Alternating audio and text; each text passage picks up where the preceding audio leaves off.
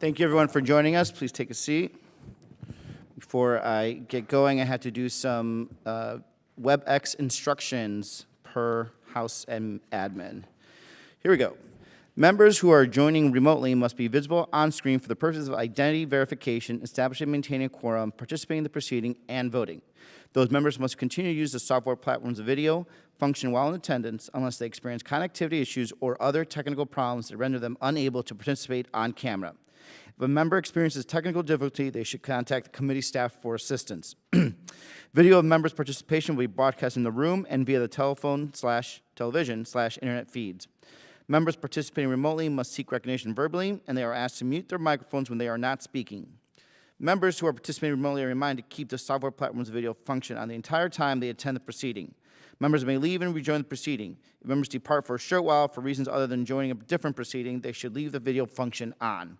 If members will be absent for a significant period or depart to join a different proceeding, they should exit the software platform entirely and then rejoin it if they return.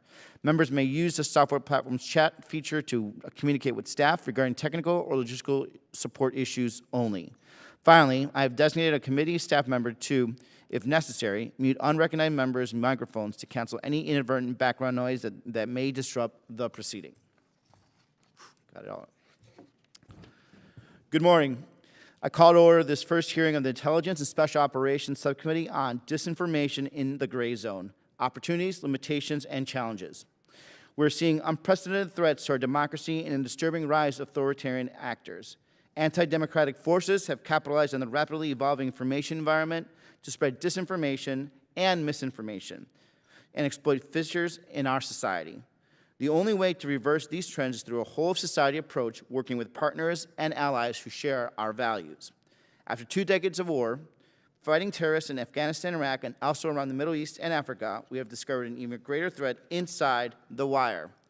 Gone are the days when we could solely rely on the armed forces to fight our wars beyond our borders. The threats and attacks are now here, on American soil and at home. The 2018 National Defense Strategy stated that the homeland is no longer a sanctuary. Our adversaries' use of information technology has proven that out. They craft and feed misinformation to our news outlets and social media about the safety of vaccines, for example, the efficacy of our institutions, and the depth of our differences. And then they weaponize our own reactions to that misinformation. So we have a problem. So much so that last year, 9 combatant commanders co-signed a letter to the Director of National Intelligence requesting immediate help to combat the pervasive and damaging influence by China and Russia. I want to hear what we're doing to help our commanders. How are we making sure that information about the malign activities of Russia and China is not overclassified? And how are you synchronizing with the State Department and with partners and allies to combat these threats? Information operations is one way that the United States can protect itself and its partners against dis- and misinformation efforts by China and Russia. But we should aspire for cohesion and breadth. We must develop a comprehensive influence strategy to truly protect our borders, our allies, and our interests. In that context, I look forward to hearing from our witnesses about the Department's efforts to support and build a whole government construct. I want to introduce the 3 witnesses who tell us a little about that. Mr. Christopher Mayer, Acting Assistant Director of Defense for Special Operations and Low-Intensity Conflict. Mr. Neil Tipton, Director of Defense Intelligence Collections and Special Programs. And Mr. James Sullivan, Defense Intelligence Officer. Following this discussion, we'll continue a closed classified session. I understand that Ranking Member Kelly is on his way to from the airport, so we will get started with our opening statements from our witnesses, and once we're done with our witness statements, we will swing back to Ranking Member Kelly for his opening statement. And with that, let's start with Mr. Mayer. Thank you. Chairman, we're actually going to start with an intel brief, if that's okay, and quickly then shift from there. Go ahead. Mr. Chairman, members, good morning. My name is Jim Sullivan, the Defense Intelligence Officer for Cyber. Thank you for the invitation to come down here. I'll provide you some background. Mr. Sullivan, please put the mic closer to your mouth. Thank you. Want the mask off as well? Either or. No, just put the mask on, just put the mic closer. Thank you. Yeah, thank you, sir. I'm here to provide a threat landscape against of our 2 main rivals, Russia and China, in the information sphere. I'll cover more specifics in the closed session. I'll begin with Russia. Russia sees the information sphere as a key domain for modern military conflict. Russia has prioritized the development of forces and means for information confrontation in a holistic concept for ensuring information superiority since at least the 1920s. Russia wages this struggle for information dominance during peacetime and armed conflict with equal intensity, using combined electronic and kinetic means and methods through information technical, information psychological, and active measures. The Russian government claims NATO countries led by the United States have created a powerful information operations system and are expanding and improving it. Russia sees the information domain differently than the United States and its allies and partners. Russian publications and actions indicate its government maintains a holistic concept of information confrontation. Specifically, information confrontation seeks to dominate the information domain through a combination of what it defines as information technical effects or means which seek to manipulate networks, computer, and data, and information psychological effects, all intended to target people or a population to influence behavior or opinions. We are increasingly seeing the integrated use of cyber-enabled psychological actions, distributed denial of service attacks, propaganda disseminated through social media and bots, strategic deception and disinformation, and electromagnetic warfare to achieve strategic goals. China seeks to influence domestic, foreign, and multilateral political establishments and public opinion to accept China's narratives and to remove obstacles that prevent China from attaining its goals, including the sustainment of the Communist Party regime.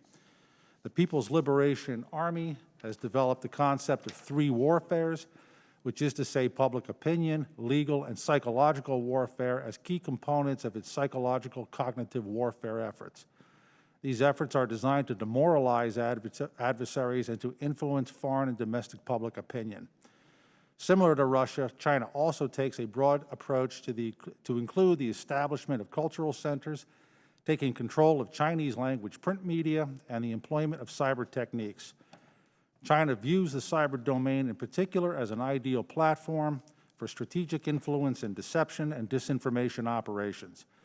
The PLA likely seeks to use digital influence activities to support its overall three warfares concept and to undermine an adversary's social cohesion, economy, morale, and governance. These operations are conducted with intensity in peacetime, and we anticipate they would be conducted with increased intensity during armed conflict. The PLA goals for social media influence activities fall into three broad categories: to promote a narrative favorable to China, undermine adversary resolve and social cohesion, and shape foreign governments' policy in favor of China's core interests. Sir, that concludes my opening statement. Thank you, Mr. Sullivan. And Mr. Mayor? Thank you, Chairman. Chairman Gallego, Ranking Member Kelly, and distinguished committee members, it is an honor to be with you here today. As was already stated, I am Chris Mayer. I'm the Acting Assistant Secretary of Defense for Special Operations and Low-Intensity Conflict. In this capacity, I serve as the Principal Civilian Advisor to the Secretary of Defense on Special Operations and Low-Intensity Conflict matters, including the employment of Special Operations forces. On behalf of the Undersecretary of Defense for Policy, I also provide oversight for information operations. Building on the brief laydown on the threat you received just now from the Defense Intelligence Agency, I'm here with my colleagues from the Department of Defense to discuss our approach to adversary disinformation in the gray zone and the department's efforts to gain and maintain the operational advantage in this evolving threat environment. Adversary use of disinformation, misinformation, and propaganda poses one of today's greatest challenges to the United States, not just to the Department of Defense. Russia and China, as well as non-state actors, understand that in today's information environment, they have real-time access to a global audience that with first-mover advantage and by flooding the information environment with deliberately and manipulated information, that is, mostly truthful with carefully crafted deceptive elements, these actors can gain leverage to threaten our interests. Although we are here today to discuss various DoD efforts, we recognize that we do not have a monopoly on U.S. government capabilities to combat disinformation, nor should we. The Department of Defense is one of a whole-of-government approach to this challenge, and other civilian departments and agencies have critical roles and responsibilities which demand close interagency coordination and clear authorities. Coordinated interagency effects can complement the efforts of each department and agency to defend the nation against disinformation and to reach and engage global audiences.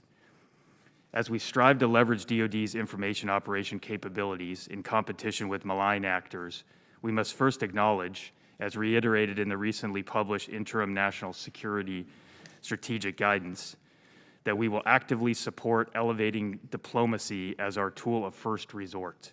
DoD directly supports the Department of State's public diplomacy teams and the Global Engagement Center and complements the activities of the U.S. Agency for Global Media.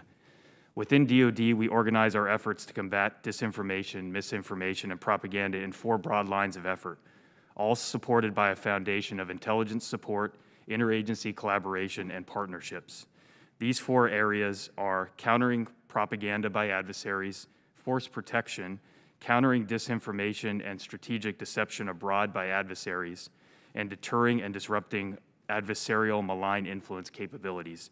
I'll briefly touch on each one of these efforts. Countering propaganda. Propaganda, especially with a capable sponsor spreading it to susceptible audiences, can often drown out truthful information and create barriers to fact-based messaging. Public affairs is the lead within DoD for countering propaganda that affect U.S. military objectives.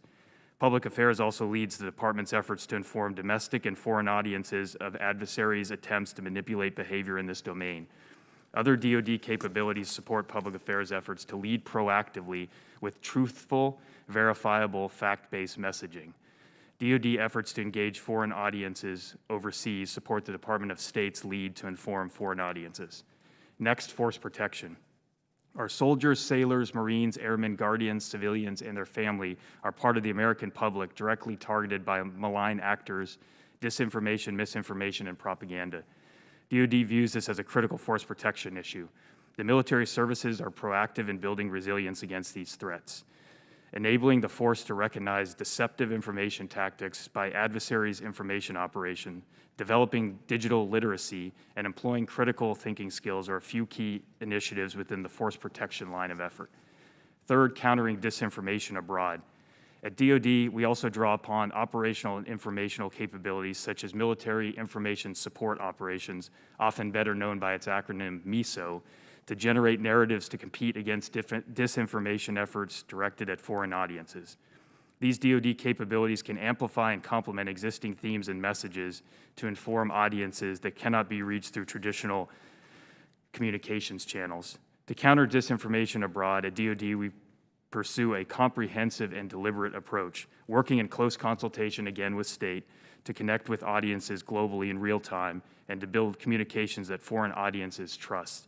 Knowledge and trust by foreign audiences will reduce and even suppress the impact of malign influence activities. And then finally, deterring and disrupting adversarial malign influence capabilities. Perhaps DoD's greatest strength lies in our ability to align narratives with actions in the domains of land, sea, air, cyber, and space, and information-related capabilities against key weaknesses in the adversary's information environment.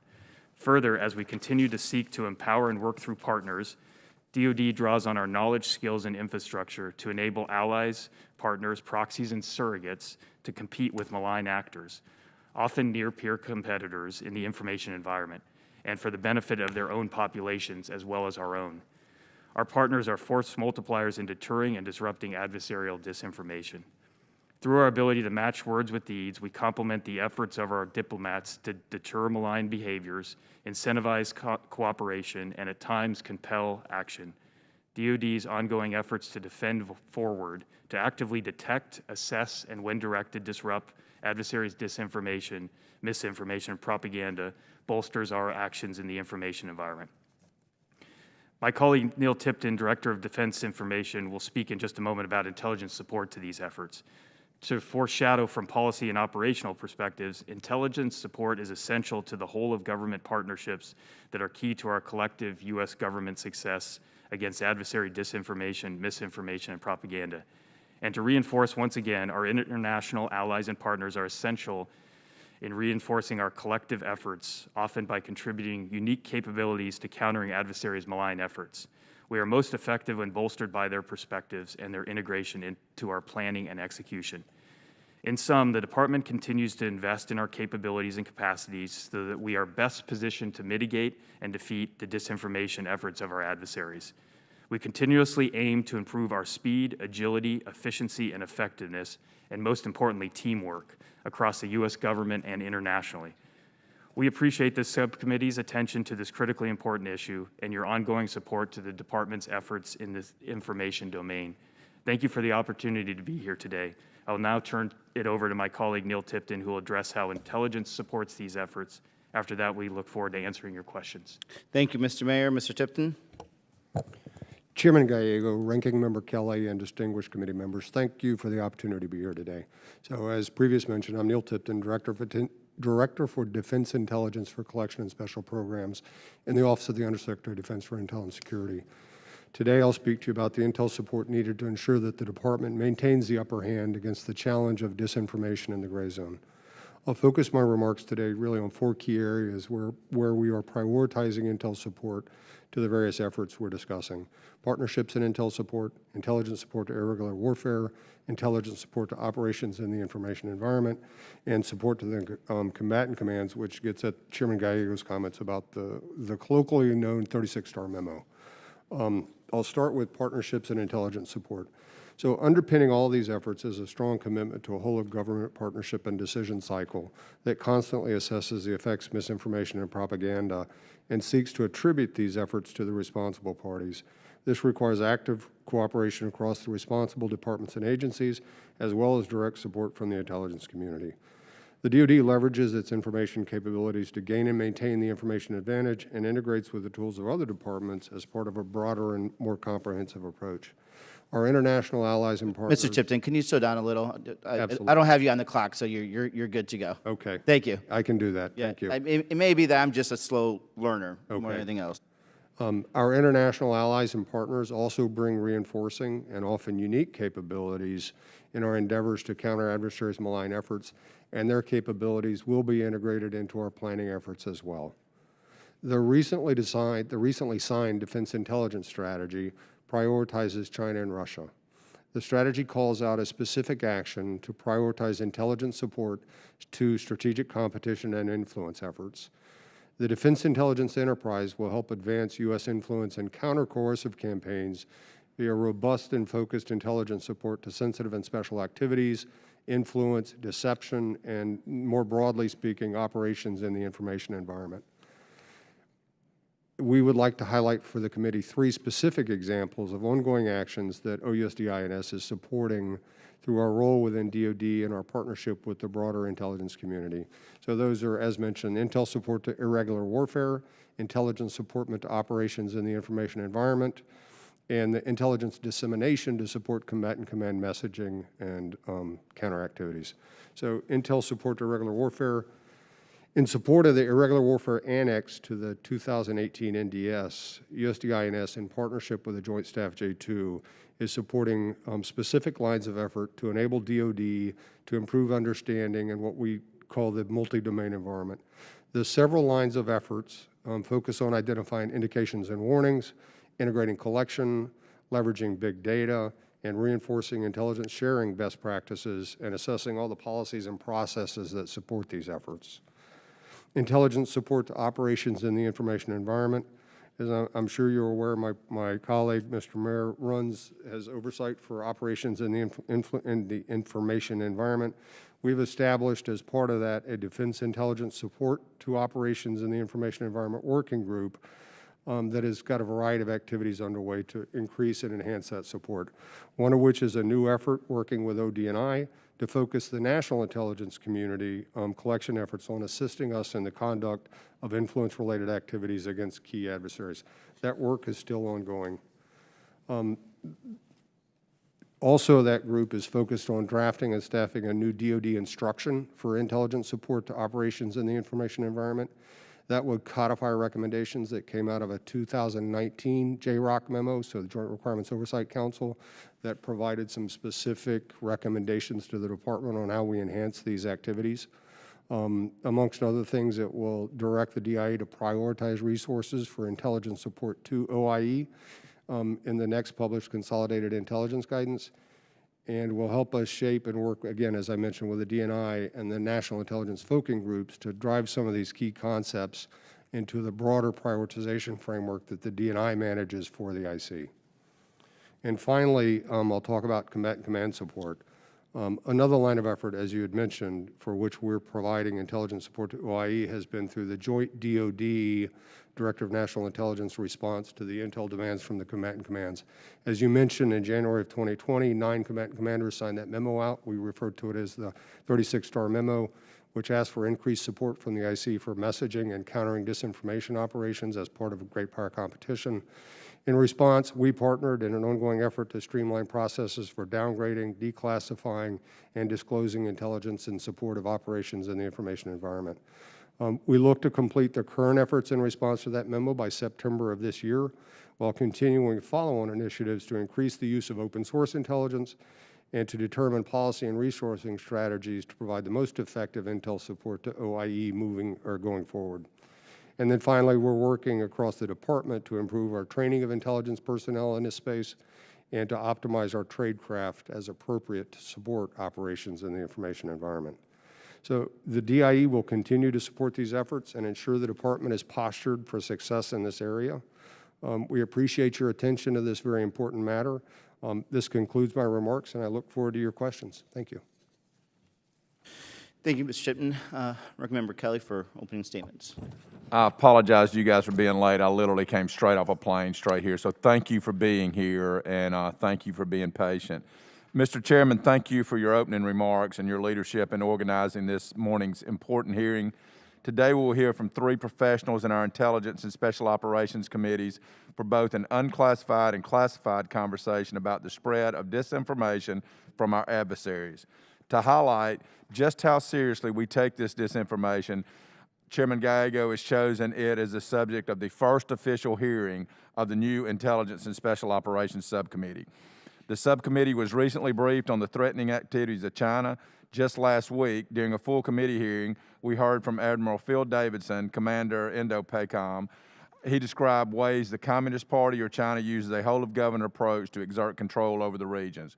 One of the ways China conducts this external aggression and coercion is via the perverse spread of disinformation. This is most clearly seen in China's information campaigns around the coronavirus pandemic. The spread of malign information has sought to spread panic and distrust within the U.S. and even alleged that the United States Army was responsible for bringing the virus to China. China is not alone in these efforts. State-backed accounts in Russia and Iran also constructed manipulative narratives about our vaccine efforts. In fact, Russia has repeatedly used the gray zone to spread disinformation. An article in the Wall Street Journal from March 7th describes activities of Russia's intelligence enterprise across multiple state-backed online news sites. The article outlines specific actions taken to spread misleading and false narratives to discredit the efficacy of the Pfizer vaccine. The use of disinformation is not just linked to current pandemic, however. Our adversaries have long used this gray zone to operate, push false narratives, and undermine the national security interests of the United States. A memo signed last year by 9 combatant commanders drives home just how important this issue is. Recognizing the need for increased support from the intelligence community to combat this threat, they note malicious efforts by Russia and China across the information domain to seed discontent, weaken trust, and undermine alliances. The threat is real and growing. I'm interested to hear our witnesses' views on how to best train and equip our intelligence professionals to counter this threat. I want to thank our witnesses in advance for their time today. I look forward to continuing work with our Intel and Special Operations professionals during the 117th Congress. Mr. Chairman, I yield back. Thank you, Ranking Member Kelly. We'll now go to questions, and again, for our members, we will be limiting it to 5 minutes, and when you are recognized, please make sure to unmute your microphone, and we will begin with me. Countering misinformation, while an important DoD function, also involves the State Department and Intel Committee. How will ASD Solik and the Undersecretary of Defense for Intelligence work across the defense and intelligence communities to ensure coordination and effort in this space? Start with you, Mr. Mayor. Thanks, Mr. Chairman. So I think in the first instance, it's important for us to clearly articulate to our intelligence community colleagues the requirements. And there is a wide definition of what we do in the information operations space, and there's a limited number of intelligence resources. So it's really incumbent on us on the policy side, especially from the oversight perspective, to make sure that we're communicating clearly what those priorities are for intelligence support. Everybody needs intelligence in this day and age to do everything. And so I think it's incumbent on us to really be clear in working with the intelligence community beyond just the Department of Defense, what those requirements are. Imagine my colleague would be able to speak to the intelligence requirements piece and how he manages those.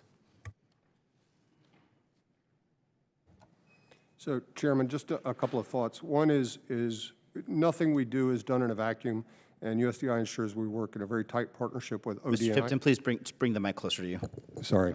So I'd comment first by saying that nothing we do is executed in a vacuum. We work very closely with the Office of the DNI on all these kinds of activities, and this is a specific case where we're partnered very tightly with them as we respond to the 36-star memo and other kinds of activities that are necessary to operate in the information environment.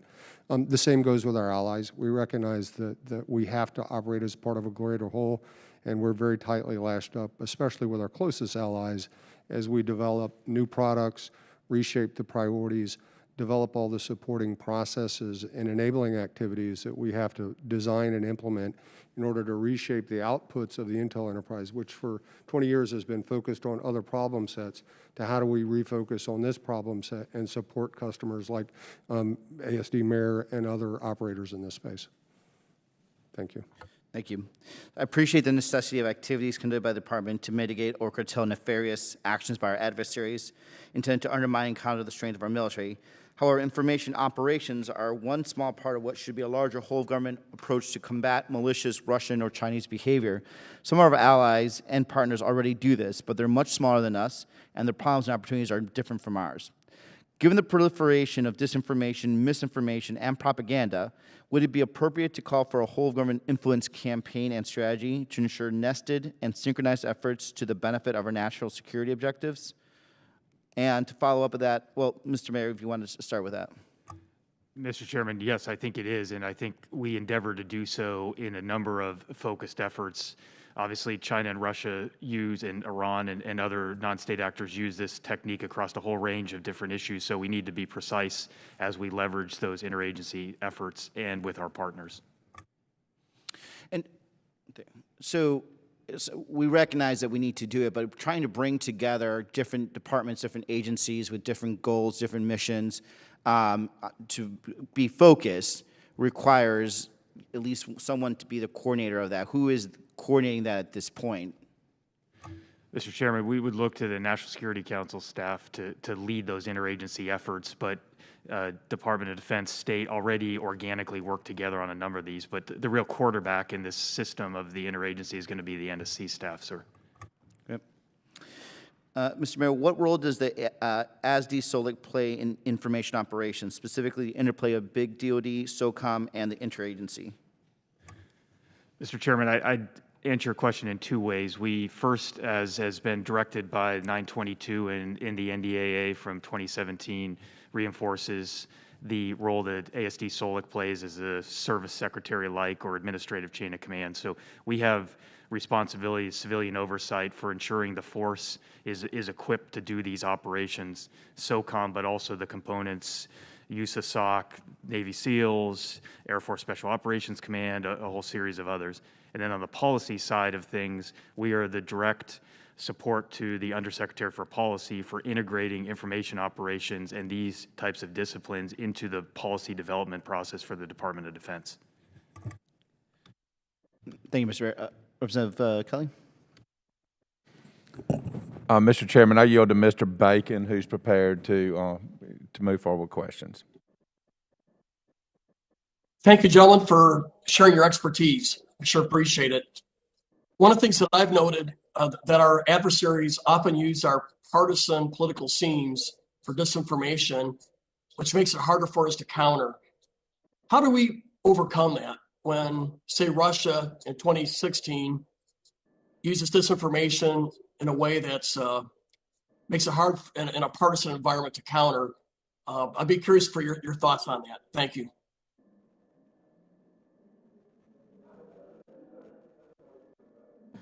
Mr. Mayor, is that a deep fake that we just saw with the two Bacons of the? Not sure, Mr. Chairman. All right. Okay, Mr. Bacon, sorry. Could you hear me? All right, I asked the question. So I would just take that broadly and then defer to the Intel community on the specifics of this. But I think it's a well-recognized technique that these malign actors are using. And I think some of this is, again, some of the points I made in building resilience and ensuring that what is coming out, at least from U.S. government information sources, whether it's public affairs or others, is truthful information. As to how we best counter adversaries exploiting that, I'll defer to my intelligence colleague for how they're doing that. Yeah, Mr. Bacon, Jim Sullivan from DIA. So it really does begin with making sure that we are working across the spectrum of DIA, NGA, NSA, CIA, FBI, and others, and enhancing our own capability inside the defense intelligence enterprise. The number one, understand who the cyber actors are, where the, what publications, what social media platforms are they using, what is their strategy, doctrine, and intent at getting to the American public, and what specifically is it that they're targeting. Once we have the bubble on that, then we can work with others inside the combatant command, other intel agencies, and be better equipped to counteract that. One thing that I saw in France, I thought they did a good job just saying right up front, candidly, this is what Russia is doing, and they're trying to play on partisan divides. And I just think we have to be more candid with our voters and with our citizens when this happens. One other question for you before I yield. DoD's 2020 China Military Power Report identified how China uses its so-called 50-cent army to, among other things, try to influence public opinion towards the pro-China perspectives. It noted how in 2019, Facebook and Twitter had deleted some accounts spreading disinformation regarding the protests in Hong Kong. So over the past year, have social media companies been more effective at reducing the spread of disinformation, especially from China and Russia? Thank you. Yeah, I'll go ahead and take that, Mr. Bacon. So I think in the last several years, social media and also too, commercial vendors have operated quite prolifically in this space and have gotten very, very capable, both in determining, attributing where this activity is coming from, and then being able to use algorithms in order to delete accounts. Now, I can't speak to what they're doing for China at this moment, but the trend is I think, moving in a positive direction. When you take that in combination with what we're doing in open source, I think we're getting a better handle on, at least false narratives, again, identification of the media platforms that they're using. And I think as time goes on, we're better postured to do that.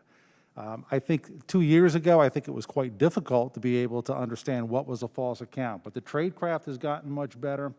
Being able to identify it has gotten much better. And I have every expectation that in the future, that's only going to improve. I'll just close with two comments. First, we have a long history in our country of being successful in this area. World War II, multiple examples where we can overcome. So we have it within our ability to win in this spectrum. And I'll just close by saying thank you to each of you for serving and defending our country. And I appreciate what you do every day. And with that, I yield back.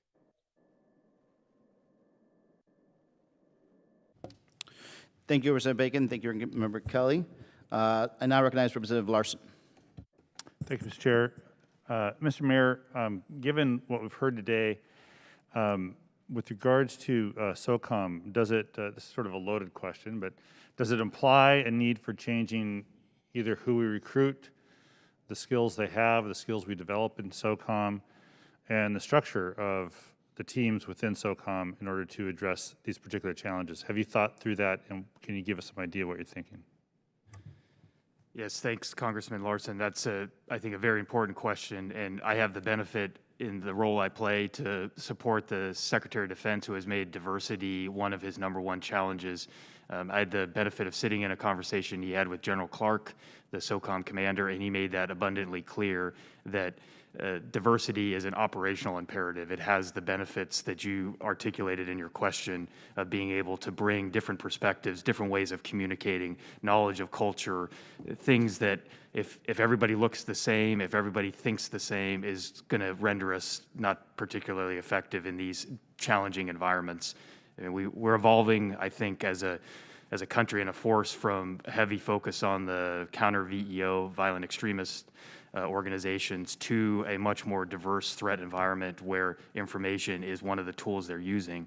And we've got to be able to play their game against them and beat them in some respects on their own playing field. That means ability to speak languages, ability to draw on cultural innuendos that aren't necessarily obvious to those that may have been trained for other purposes. So within SOCOM, do you think they're evolving fast enough to support this? I think, sir, that they would say they're not evolving fast enough. And as you know, in training special operations forces, it really requires recruitment and training far down the line, very early in the process. And that is something that all the components, whether it's the SEALs, the Air Force Special Operations components, or the Army components, Marine Corps, are looking at how they get farther downstream in their recruiting in order to do what you're articulating. As acting ASD SOLIC, do you think you have enough authority, and would you have enough authority as a permanent confirmation to push that along?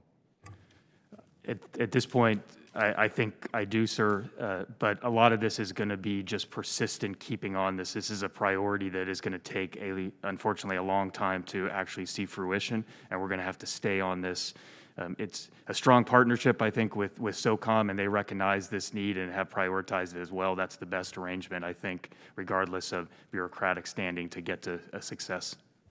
And on bureaucratic standing, I understand that SecDef, Secretary of Defense, is reviewing the changes that former Secretary of Defense Miller put in place about the role of ASD SOLIC. Do you have any insight to where that is now? My personal view is that regardless of the outcome, we need to have a stronger civilian oversight over SOCOM forces. Yeah, Congressman, thank you for that statement. It is a decision that's before the Secretary of Defense now.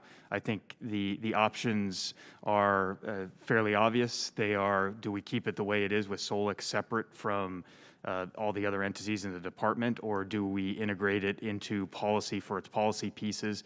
But I don't think there's been any options discussed in which ASD SOLIC does not, and I reiterate that, does not continue to report to the Secretary of Defense as a principal staff assistant for that administrative piece of oversight and civilian oversight of Special Operations Command, sir. Thanks. I just don't want any confusion about the letter that was sent a few weeks ago from members of this subcommittee and others about the intent of the letter. Back to sort of the broader, I've got 56 seconds left. Back to the broader issue of intelligence and intelligence sharing. I'm going to have to get caught up a little bit more on all the letters. I mean, I understand all the letters, all the lettered agencies you talked about, but and perhaps you can think about this for the classified. If you think there are any gaps in how that information gets communicated within the DoD and between agencies, so that it can be most effectively used. I don't know if there's something you can say about that now, Mr. Tipton. You look like you're eager to answer that question. Yeah, Congressman, I'll just comment that we're rebuilding muscle memory that we haven't exercised really since the Cold War as we operate in this kind of information domain. And so clearly there are gaps in how we do that, and we are working through that. We can talk a little bit more about that in the closed session. I look forward to it. That's fine, and I'll yield back, Mr. Chairman. Thank you. Thank you, Representative Larson. Representative Scott.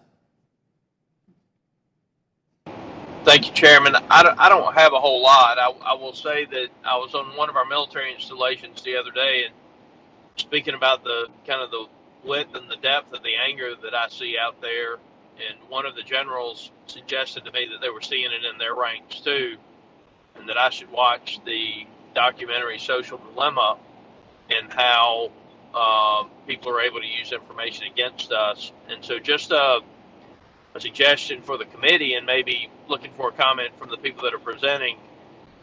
Is are we discussing with our soldiers the potential for the use of this information, misinformation through social media to create bias in the ranks or dissent in the ranks of the military?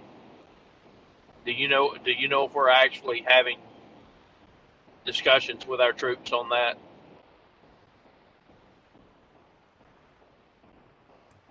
Mr. Scott, I can answer that question. So absolutely, and one of the main pillars that I mentioned in my remarks and that I can go into a little bit more depth on is the force protection concerns that associated with intentional misinformation and disinformation through social media. A critical component of what Secretary of Defense Austin is looking at too is extremism, and a key component of these stand downs that we're all involved in, not just the uniform side, but the civilian side, is looking at the influences from the outside that do contribute to extremism, and as one of your colleagues says, attempts to divide not only the forces, but us as citizens. And I think we look at this through the lens of every soldier is both a citizen and a member of the armed forces, and having to look at both those perspectives is a critical piece as they're looking at social media, and we look to, as much as possible, make them resilient against what we know are concerted efforts to attempt to divide, in some cases drive them to extremism, certainly. Well, I would finish with this. One is, I think it's been very effective what they're doing, unfortunately.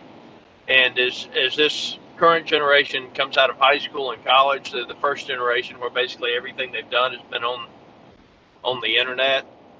And I think we need to expand beyond the scope of the military and as fast as we can in advising the American citizens, what is happening with the ability of outside influences who do not like our country to influence, our attitudes towards each other in this country, and how damaging it is to us. And with that, Mr. Chairman, I'll yield.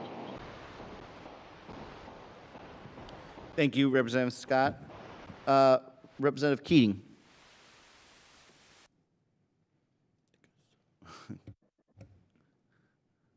Representative Keating. Representative Keating, put down the Danish. Thank you, Mr. Chairman. I heard my name. I just want to thank the witnesses. This is an important issue, and I'm just pleased that, just more commentary. I'm pleased that the new Secretary of Defense is taking these issues as seriously as he is, and we all have to work. And I just want to continue to work, particularly in the other committee I'm on, where we're dealing with some of the malign actors in this field with Russia and some of their activities. So that's all I had to say as a comment going forward, but I thank you.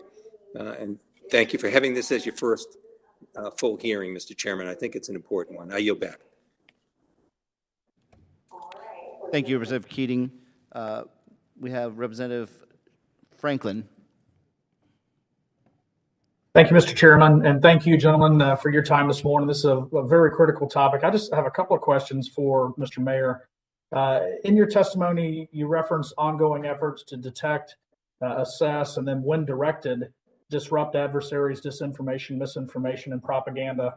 I'm just curious, just for my own edification, what is the trip line for when that takes place? Who has the authority to direct that action? And then what would a response look like to that misinformation or disinformation? Yes, sir. So this is going to be it depends answer a little bit here. And in an open forum, what I would say is that a key element of being flexible in the information operations space is ensuring that authorities are delegated down to the appropriate level with the appropriate risk built into that. And so I think if you're talking about activities that on one extreme could be kinetic in nature, and that is not outside the realm, those are going to be the purview, of course, of the Secretary of Defense or delegated down. If you're talking about the ability to go out and push back on a narrative, in many respects, that's at lower levels within public affairs or even within the military information support operation, generally in support to State Department, public diplomacy, and public affairs. So it's going to depend in many respects on what the action envisioned is and how that is viewed from a risk perspective. But the success here is predicated on delegating to the lowest level possible, sir.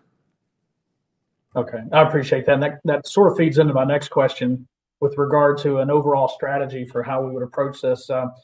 In Section 1239 of the NDAA for fiscal year 2020, it called for development of a comprehensive strategy to counter the threat of malign influence by PRC in Russia. And I think that was due within 6 months, which would have been probably June or so of 2020. Can you tell us where that stands, elaborate on the status of that effort? Congressman, I'm going to have to take that as a request for to follow up. I don't know exactly where that is. Okay. All right. And thank you, Mr. Chairman. I yield back. Excellent. Representative Sherrill.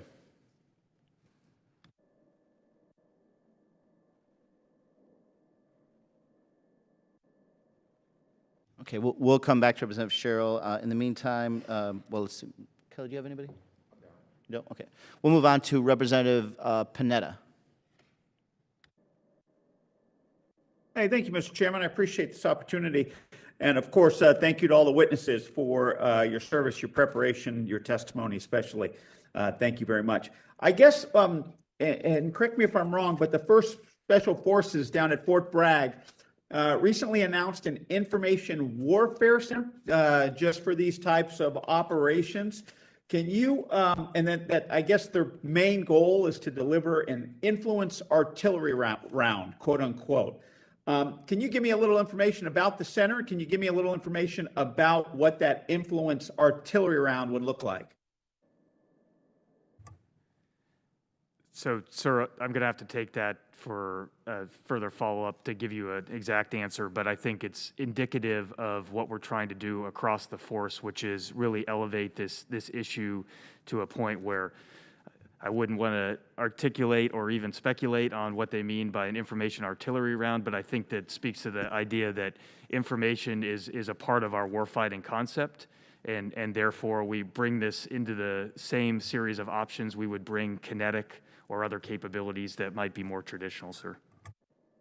Understood. Understood. On that note, do you know, or can you surmise if there are plans for other similar types of centers in the future for not just special operations, but other parts of our military?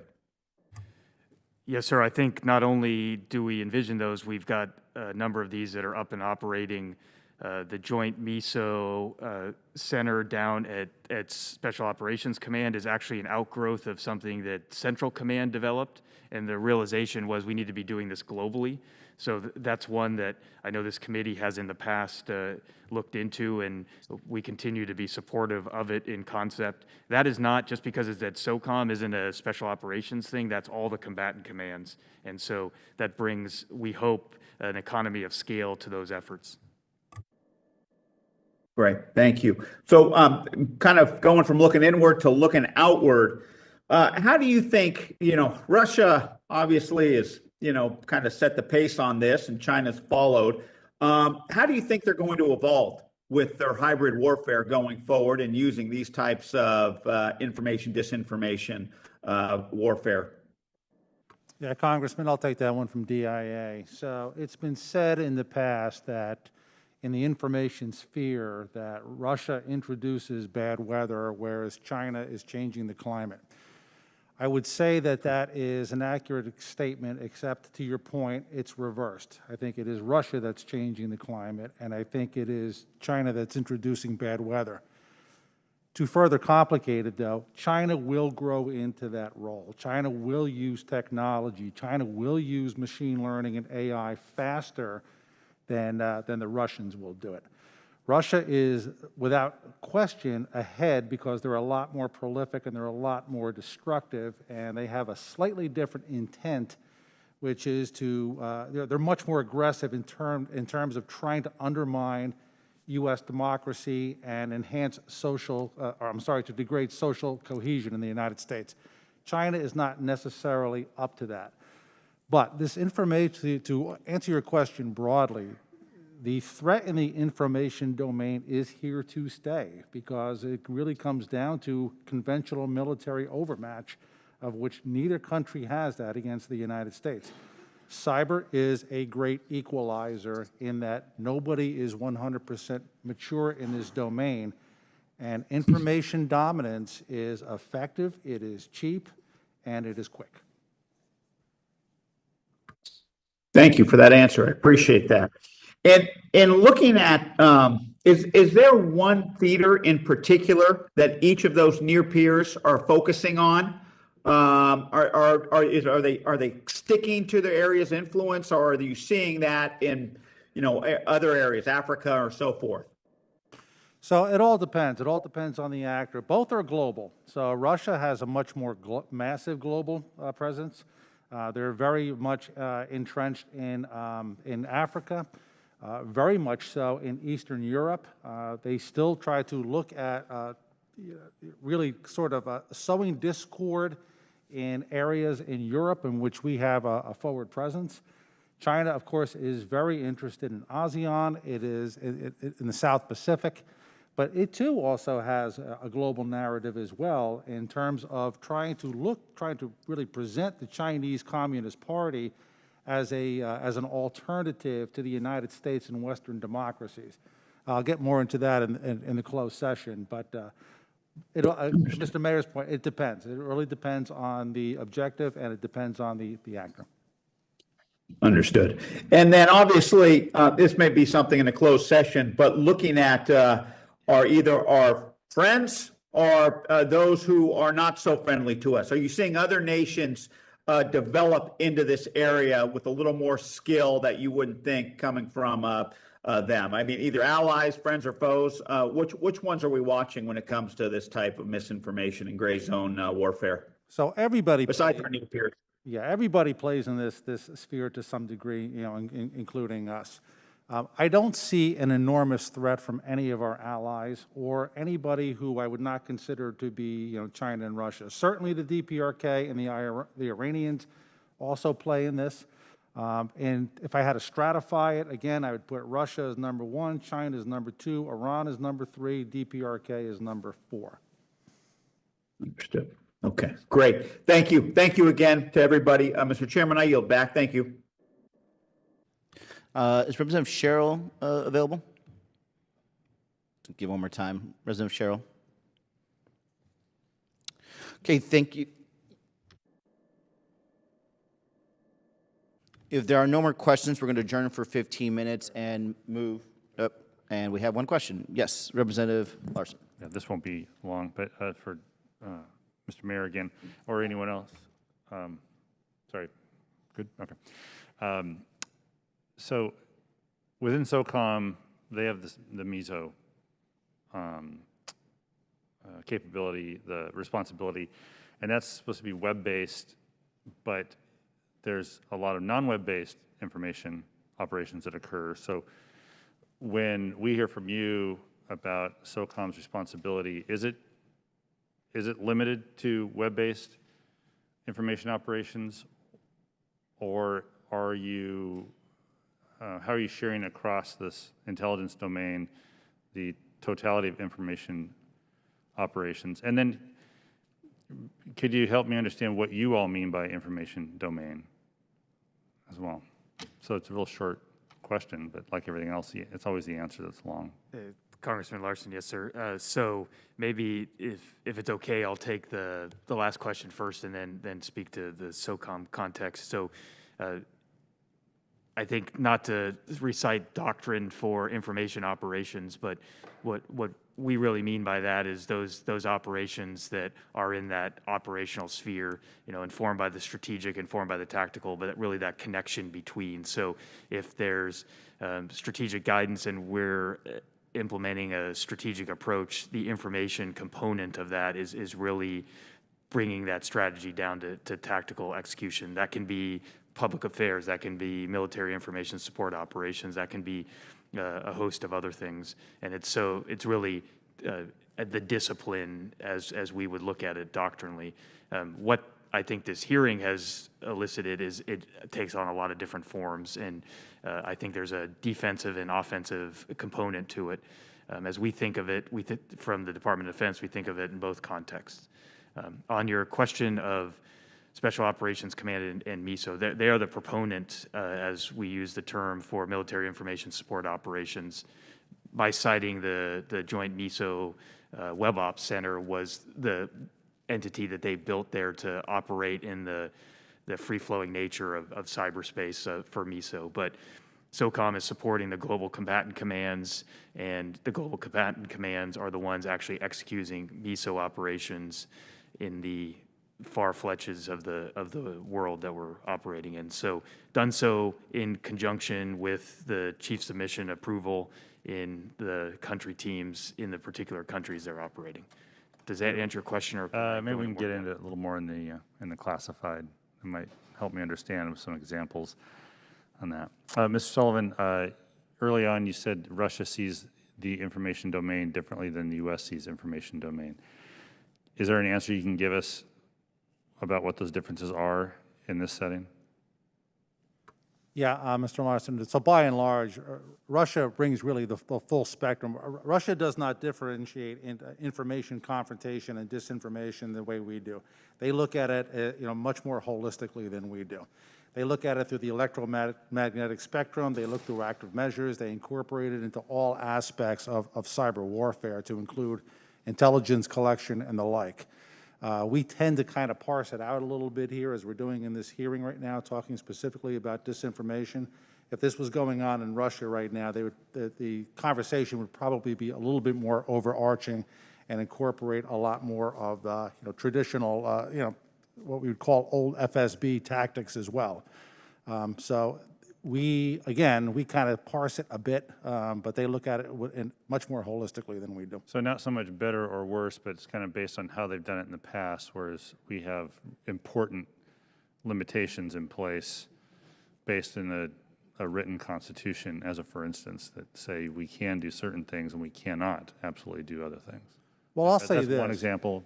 Sure, I'll say this. In the United States, okay, we are not going to, fabricate or alter data and release it publicly. The Russians would have no problem doing that, and do that quite often. Yeah, sure. That's an example. Yeah. Thank you, Mr. Chair. Thank you, Mr. Larson. If there are no other questions, we're going to adjourn for 15 minutes and move to our classified briefing. In Rayburn 2212. Thank you.